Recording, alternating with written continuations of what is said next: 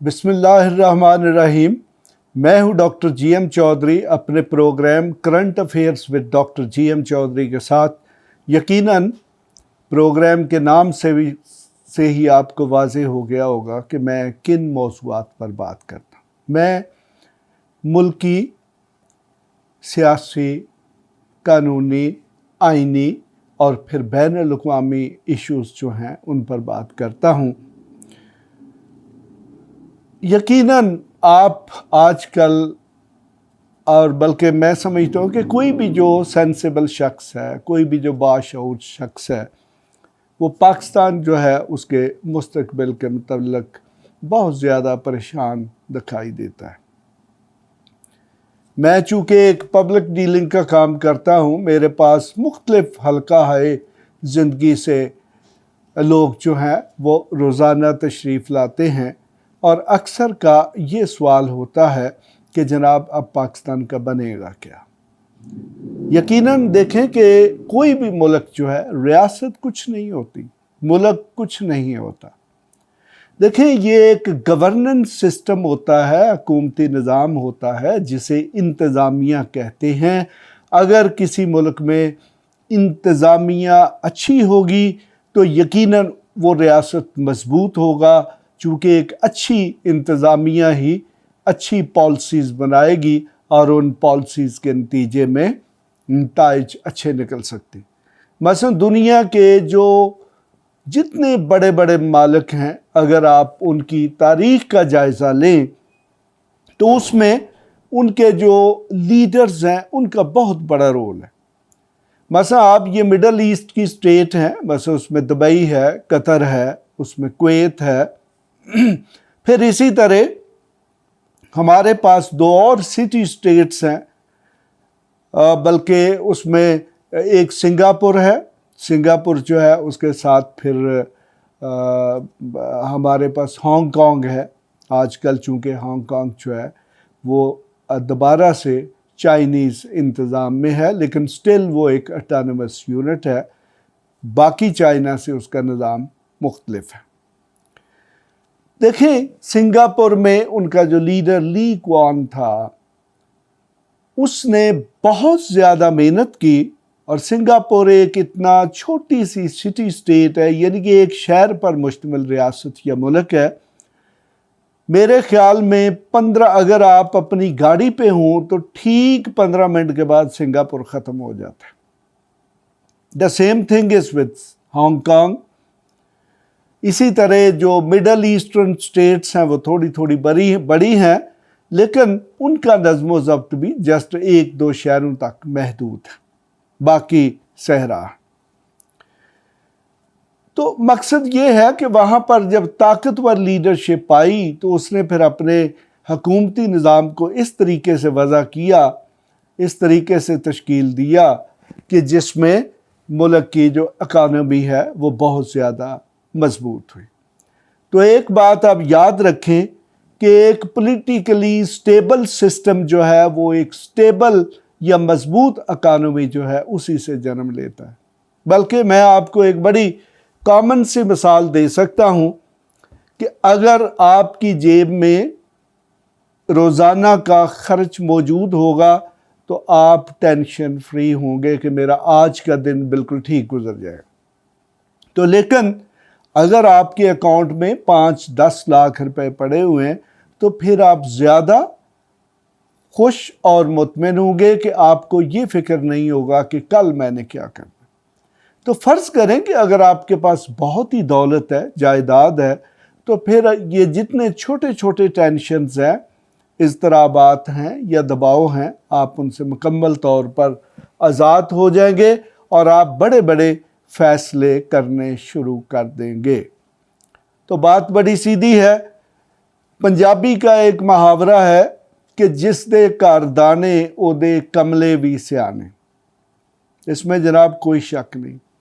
दुनिया की जो सबसे बड़ी इकनॉमिक रियलिटी है वो यही है कि जिस शख्स के घर में वसाइल हैं, ये जब मुहावरा बना है तो उस वक़्त चूँकि मुकम्मल तौर पर एक ज़रई सोसाइटी थी, तो ज़रई सोसाइटी में अगर किसी शख्स के पास سال بھر کے لیے غلہ یا اناج موجود ہے تو اس شخص کو کسی چیز کی ضرورت نہیں ہوتی تھی، بلکہ وہ اسی غلے میں سے تھوڑا تھوڑا بیچ کر اس سے اپنی جو دوسری ضروریات ہے وہ بھی پوری کر لیتا تھا۔ تو اس لیے یہ محاورہ بنا کہ جدے کاردانے اودے کملے بھی سیانے۔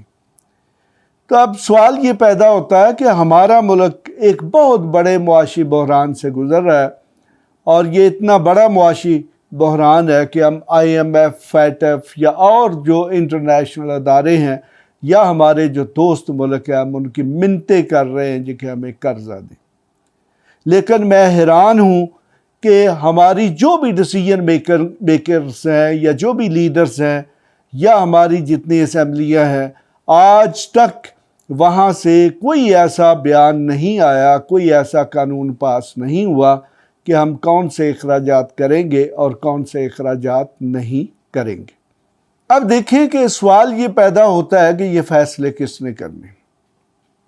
یقیناً یہ فیصلے آج کل چونکہ ایک جمہوری نظام ہے، سیاسی نظام ہے جو کہ میجارٹی اکثریت والی سیاسی جماعتیں چلاتی ہیں، تو جو بھی میجارٹی پارٹی کا لیڈر ہوتا ہے وہی وزیر اعظم ہوتا ہے، چاہے وہ کولیشن ہو یعنی کہ مخلوط گورنمنٹ ہو یا سنگل پارٹی کی گورنمنٹ ہو۔ تو وہ لیڈر دیکھیں، کوئی بھی لیڈر کبھی ریاست دیکھیں ہر ایک شعبے کو کور کرتی، مثلا ریاست تعلیم کو دیکھتی ہے، فورن افیئرز کو دیکھتی ہے، بزنس کو دیکھتی ہے، انڈسٹری کو دیکھتی ہے، ہیلتھ کو دیکھتی ہے، سپورٹس کو دیکھتی ہے، یعنی کہ یہ تقریباً 50 کے قریب مین شعبے بن جاتے ہیں جن کو ریاست دیکھتی ہے۔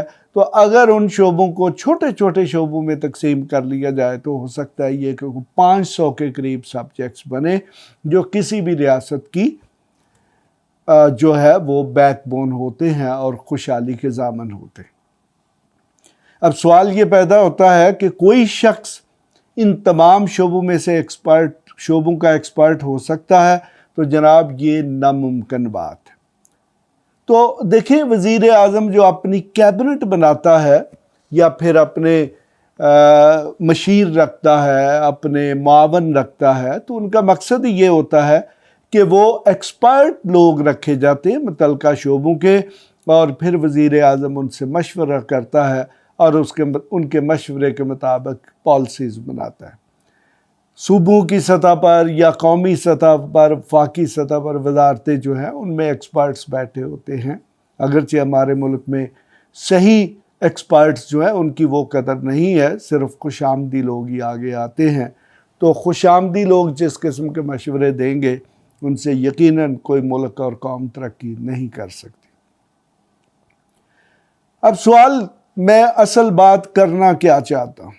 دیکھیں جی، میں اصل بات یہ کرنا چاہتا ہوں کہ کل کے اخبارات میں ہمارے جو سابقہ وزیر اعظم عمران خان صاحب ہیں ان کا ایک بیان چھپا، خاص طور پر جب ان کے خلاف یہ ممنوع فنڈنگ کا کیس آیا کہ جی میں نے چیف الیکشن کمشنر راجہ اسکندر سلطان راجہ جو ہے اس کی تقرری کر کے غلطی کی، اور انہوں نے یہ بھی بتایا جی کہ یہ تقرری میں نے نیوٹرلز کے کہنے پہ کی۔ میرے خیال میں ایک اتنے بڑے لیول کے لیڈر کی سطح پر ایسی بات ہونا یہ ایک بہت بڑی غلطی کی بات۔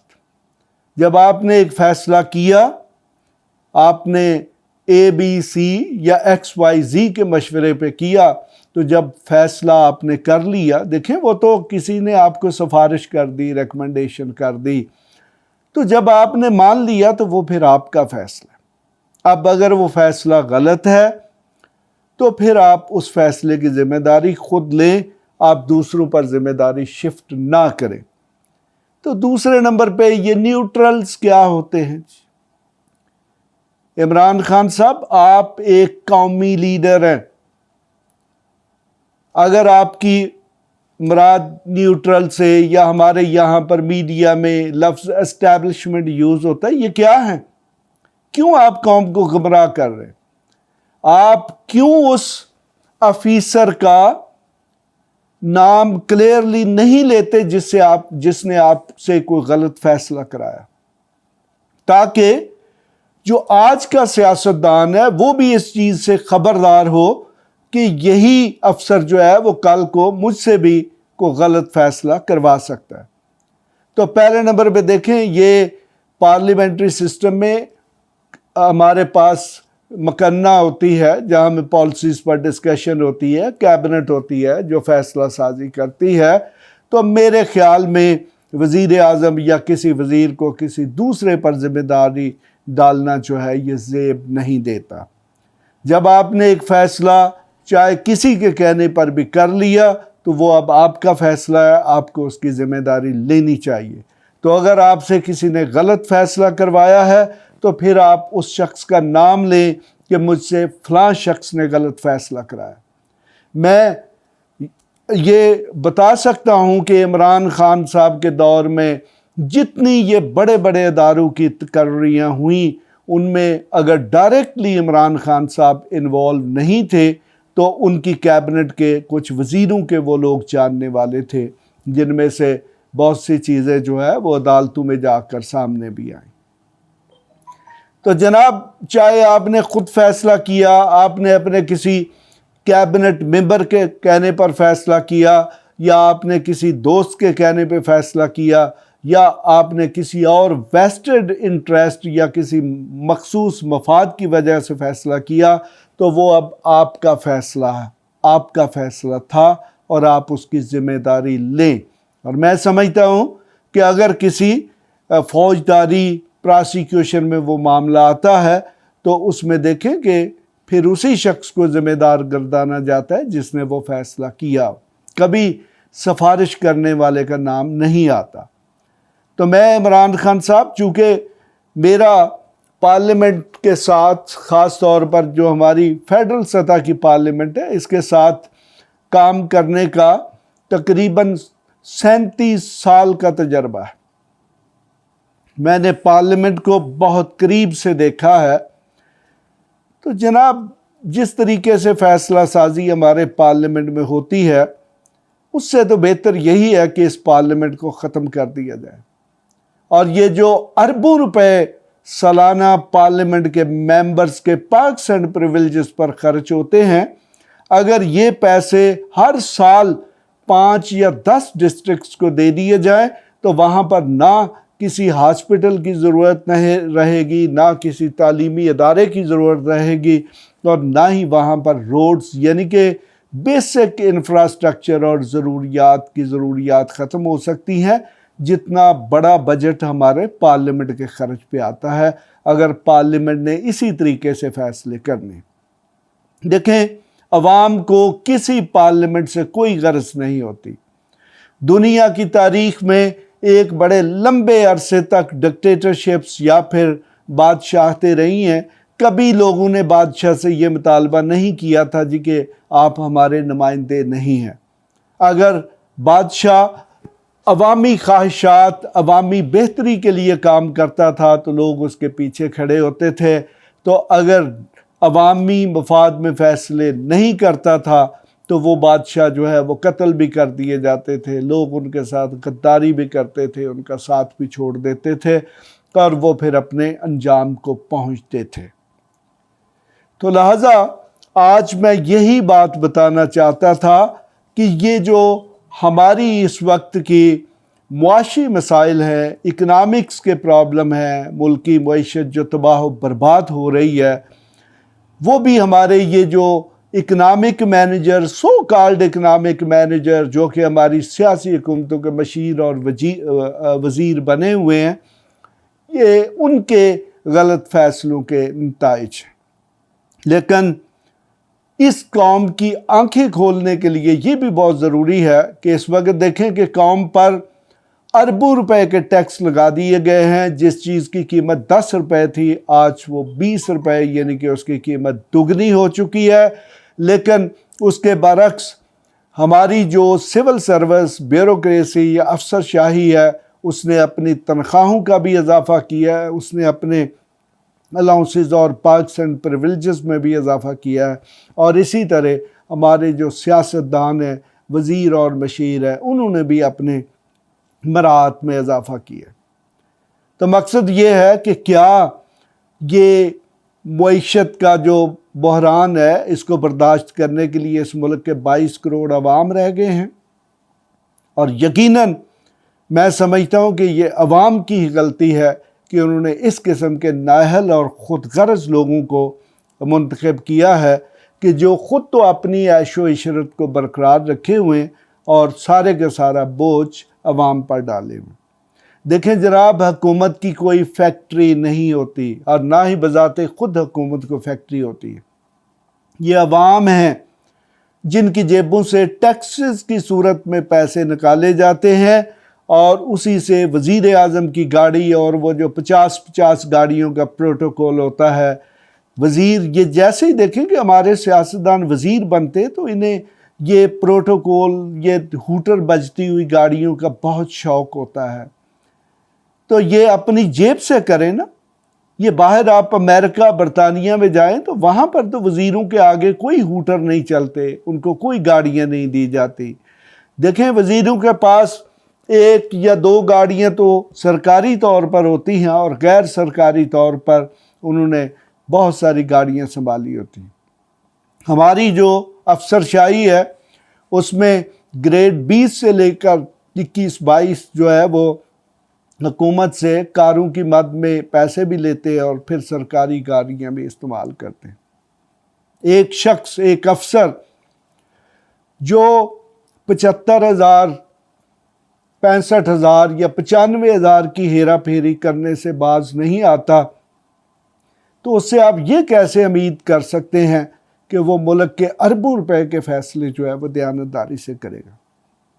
تو عمران خان صاحب، آپ نے 3 سال اور 18 ماہ غلط فیصلے کیے، لوگوں کے کہنے پر، لوگوں کی سفارشوں پر انکمپیٹنٹ لوگوں کو آپ نے میرٹ سے ہٹ کر انصاف کے تقاضوں کو نظر انداز کرتے ہوئے تقرریاں کی۔ تو لیکن یہ آپ ایک خوش قسمت شخص ہیں کہ آپ کو جب حکومت سے نکالا گیا تو عوام پھر آپ کے ساتھ کھڑی ہے اور آپ کی طرف دیکھ رہی ہے کہ آپ عوام کے لیے کچھ کریں گے۔ تو جناب یہ نیوٹرلز، یہ اسٹیبلشمنٹس کی باتیں چھوڑیں۔ اگر آپ میں خود فیصلہ سازی کی قوت نہیں ہے تو پھر عوام کو گمراہ مت کریں اور سیاست چھوڑ کے گھر بیٹھ جائیں۔ آپ کو کرکٹ کی باتیں کریں، وہاں پہ کوچ لگ جائیں، وہاں پہ کمنٹیٹر لگ جائیں اور اس ملک کی معیشت اور سیاسی نظام کو تباہ نہ کریں۔ اس کے لیے ہمارے پاس بہت بڑے بڑے ایکسپرٹس ہیں۔ ان کی موجودگی میں اس ملک کو تباہ کرنے کے لیے آپ کی کوئی ضرورت نہیں ہے۔ آپ نے اپنی پارٹی کا نام پاکستان تحریک انصاف رکھا تھا۔ لوگ آپ کے پیچھے آج بھی اس لیے کھڑے ہیں اور پہلے بھی اس لیے کھڑے تھے کہ آپ انصاف کریں گے۔